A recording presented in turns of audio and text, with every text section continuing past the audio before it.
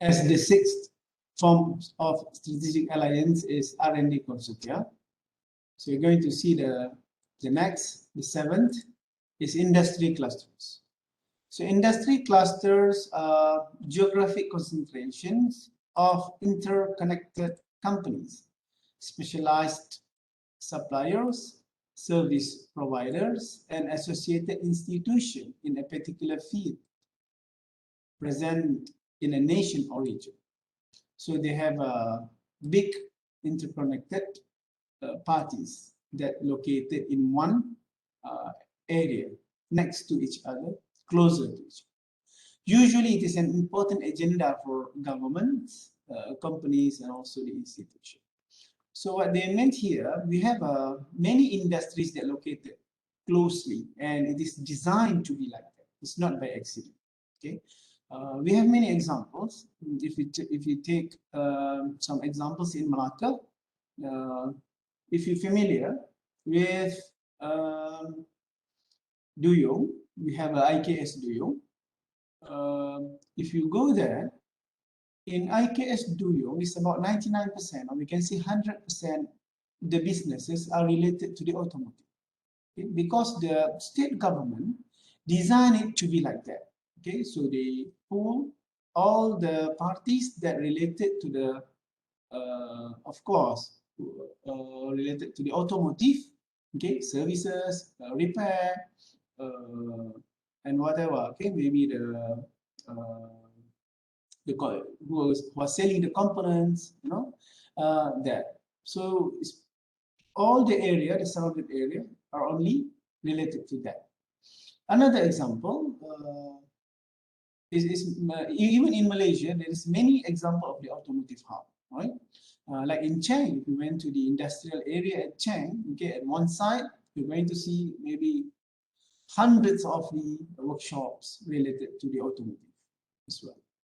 Okay, what else? We have in Serkam, okay, we have in Halal Hub, Malacca, Halal Hub Malacca, that consists about 80 companies, and they are being located in one area in Serkam, industrial area, and under the Halal Hub Malacca. So that's how it's mission of the government to do something. Okay, so it's easier for them to plan further. And I also still remember when I was working at CTRM. You know, if I'm not mistaken, they call it a composite zone, or it's like a composites hub. So we have a CTRM who are doing the manufacturing on the aero composites for the aerospace parts, aerospace components, and we have DK Composite next to it, also doing businesses related composites, but more on the boat related businesses. But I'm not sure about others. But that's how the composite zone was familiarized at that time. But I'm not sure if it's still present today. But I believe they may have some action plan regarding to that. So we can see the industry clusters. So they have even their competitors just living next to them.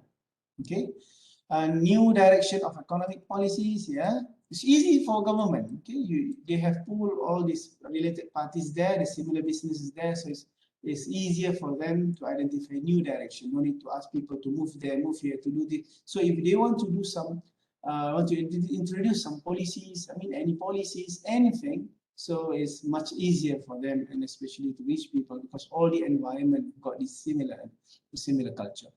Okay, privatization, market opening, reducing cost of doing businesses. You know, maybe some businesses, they got a special need, special area for something. Okay, let's say for the automotive hub, maybe they need a place where they can test drive the car after they repair. You know, so if you are scattered, so it may danger to the public. Okay, when they want to test the car, or they need to, you know, misuse the road. They're being used by the citizen, by the normal people. So if you have in one place, so they may have a dedicated area to do that.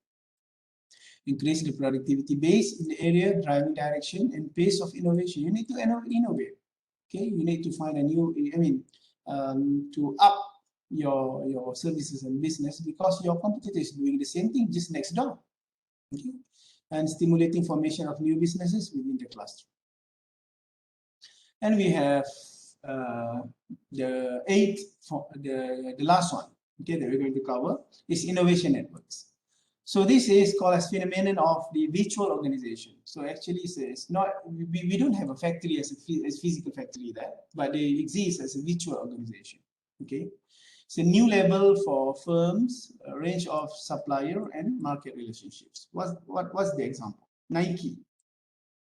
Nike is a brand management firm that regards as a network firm. So they don't have own, they may don't have companies that doing manufacturing. So they Nike essentially owns and manages the brands, and Nike relies on established network. So their network of relationship to produce and distribute this product. So you see how the mutual organization works. So just took another different example. Okay, innovation networks have been described as federated in the set of loosely affiliated firms that work relatively autonomous. Okay, they work on their own, but none the less engaged in mutual monitoring and control of one another. It can be viewed as a temporary web in which firm coalesce around a business opportunity. Okay. Example, in the event of natural disaster in any place in the world, we can see if any place got a natural disaster, we're going to see many stakeholders, many people, many volunteers going to help them. Okay. It makes many organizations to help each other globally in one roof. So the example, emergency services, government departments, charities, volunteers, volunteer organization who quickly work together as a network to tackle the immediate problem. Okay. So this is another example of the innovation. So that's all for the forms of strategic alliance. So if you still remember, we discussed this in the first part. Okay, I just want to refresh back. So process of forming the strategic alliances. So selection of the suitable partner, negotiation till the management to escape collaboration, and you have a continual management process.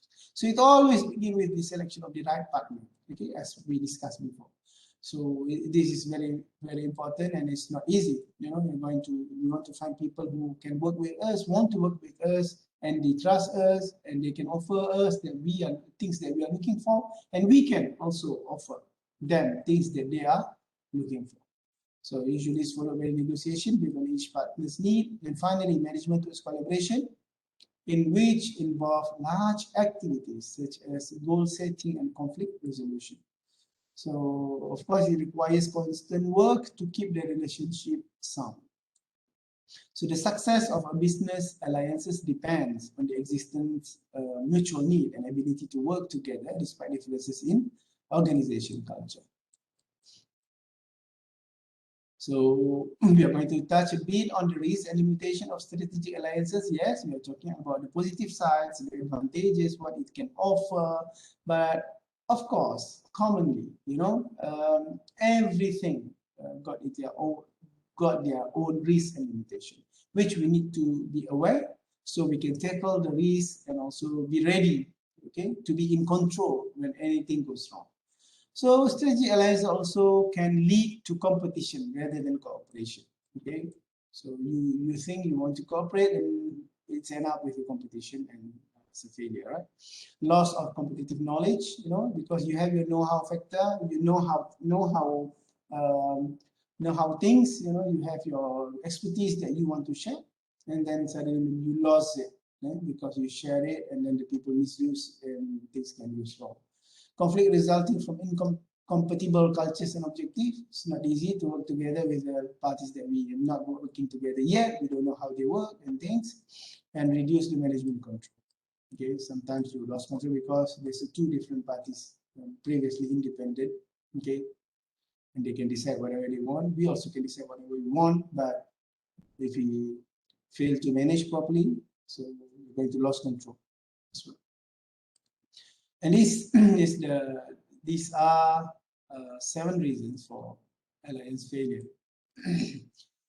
Failure to learn and adapt to new management requirements for the alliances, failure to learn and understand the cultural differences, lack of commitment, strategic goal divergence, and insufficient trust, operational overlaps, and unrealistic expectation. I think the list can just go till never end. We can think of it too many reasons, but we need to be aware of this.